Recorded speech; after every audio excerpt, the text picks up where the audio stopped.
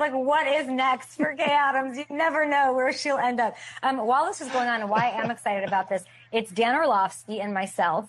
And I think things can change, like the wind in golf.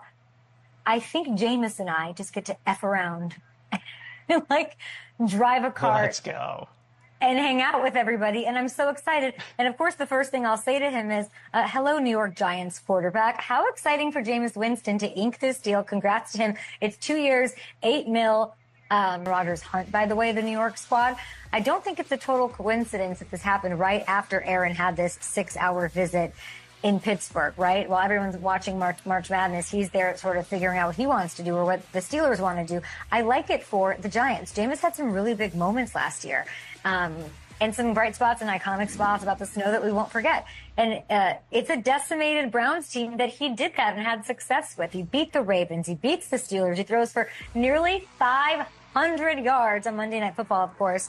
And it sort of gives you he's bona fide real deal option that you can win games with. So, and the reason we love that is you don't have to start a rookie right away. I never want to start the rookie. I want to bubble wrap them.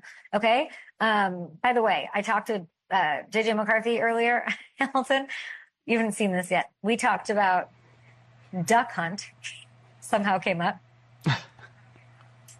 And I love that. The Jungle Book original version.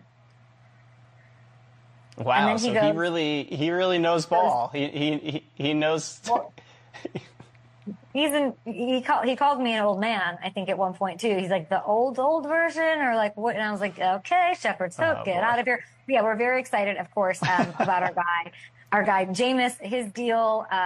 We'll get to more quarterbacks, the young ones. Speaking of young ones, it does seem to be trending towards Cam Ward, Hammy, going #1 overall to Tennessee. We don't know it for sure, but New York's an interesting spot with the 3rd overall pick. We're seeing more and more mock drafts, though. I was on the plane looking at these. They, a lot of people at 3rd think Travis Hunter's the guy, right? And if they are not totally sold 100% on Shedeur, I like it. Take the best player on the board. You can package the 34th pick to move up. You can grab Shedeur if he falls. You can grab Jackson Dart, who Hamilton, I don't know if you knew this, I'm learning a lot about over the past couple of weeks. You could go with Milrow if you like him. I know it might seem a little bananas to pass on a quarterback when you know that you need one, but if you don't feel like there's a lot of separation between Shedeur and some of the others, I don't know. It might be worth it, right? So if they draft a quarterback high and do not nail the pick, it could set them back years. We don't want to see that happen. And I always come back to what Sean Payton told me last year. You don't want to talk yourself into drafting a quarterback that high. You want to fall in love like he did, and it's working out with Bo Nix. And that might happen with Shedeur. If it doesn't, I like that the Giants have options. Rebuild, Malik Neighbors, Travis Hunter, you've got Jameis there. I like where it's trending in New York. And the NFL and sports are just better when New York is relevant and good, and they haven't been. We have Michael Irvin on the show. We have Trey Smith on the show. We have Armand Membu on the show. Huge, loaded show. Loaded week. This is a Super Bowl week out of nowhere on the Up and Adams program. So really, really lucky. Big time thankful to the NFLPA for being so welcoming to be part of this event, that we're going to grab some of these stars. I'm just going to post up and like make I don't even know, some sort of barricade that makes them stop and talk and hang out with me. What else stood out to me over the weekend? Well, we heard from Jason Light, okay, Bucs GM. He went on a radio locally on WDAE, and this is what he said. Let's take a listen. Oh, sorry, I thought we had a slot. So basically, let me sum it up for you. He revealed that the guy you're seeing right now, Chris Godwin, he says that on the Super Bowl, the culture, the community, all of that. Everybody says that about the Bucs, by the way. You've never heard, everybody loves the Bucs community, culture, all of that, tax situation, sure. And it's got me thinking, we do not talk about what is going on in Tampa enough. First round playoff exit, I get it, not the best taste in your mouth. I kind of for such a long stretch. Baker, a dog. I don't know if he's here. I don't think he's here. I cannot wait to talk to Baker next. Can we give him his love, please? Longest streak in the NFC. I don't know that till Hamilton told me that in the morning. I think only the Chiefs and Bills have longer ones going across the entire league overall. So third best in the NFL. What do I always say? Consistency is my most impressive trait with a player, a team, whatever. They're consistently at the peak. And Tampa's bringing back almost everybody this year. Speaking of consistency, Hassan Reddick, I think and I expect, and I'm praying for a big bounce back from him. I'm looking forward to seeing what the draft brings for them. We're taking a look at the odds here. Let's take a look over on I think we have it. Yeah, here we go. Over on FanDuel Sportsbook, get a load of this. Another big year, and they just put up their division winner futures.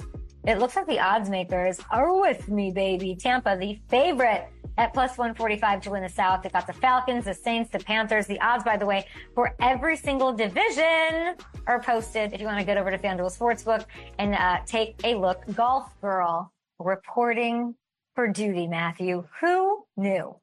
Who knew? And here we go again. And wait till I've talked to so many NFL players today. Everyone's here. It's actually Harrison Smith, JJ McCarthy, Tony Jefferson, I just saw Marcus Jones. I just saw everybody, it feels very Super Bowl-y, but it's very off-season vibes. Everybody's laid back. They're having a practice round here today at Mayakoba, and I'm just my Burnett short game. I'm sitting here at 18. I'm clicking right now, my friend. Are we just going to ignore the bucket hat? Or are we going to talk about that at all? I forgot a hairbrush.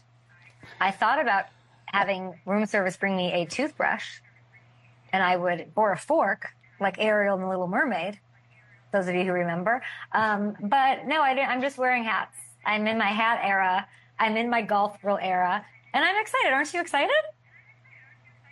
I'm very excited. That is a great lineup of guests. I'm very excited to hear what they have to say. I can't wait to hear, honestly, from JJ McCarthy. I think we've heard much from him since the season ended with all the stuff going on. I'm sure he's got some interesting things to say. I've never met JJ McCarthy. I've never met Brock Bowers. So those are my two targets, okay? And by the way, the Vikings team, it's kind of old Vikings, Case Keenum's.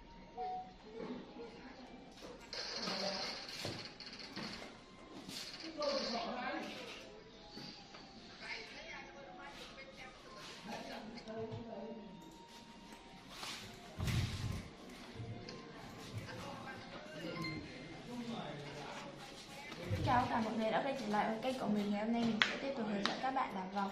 Và hôm nay của mình sẽ có tiêu đề là trà sữa. Mọi người, hôm nay vòng của mình sẽ có tiêu đề là chân trâu. Bây giờ mình bắt đầu.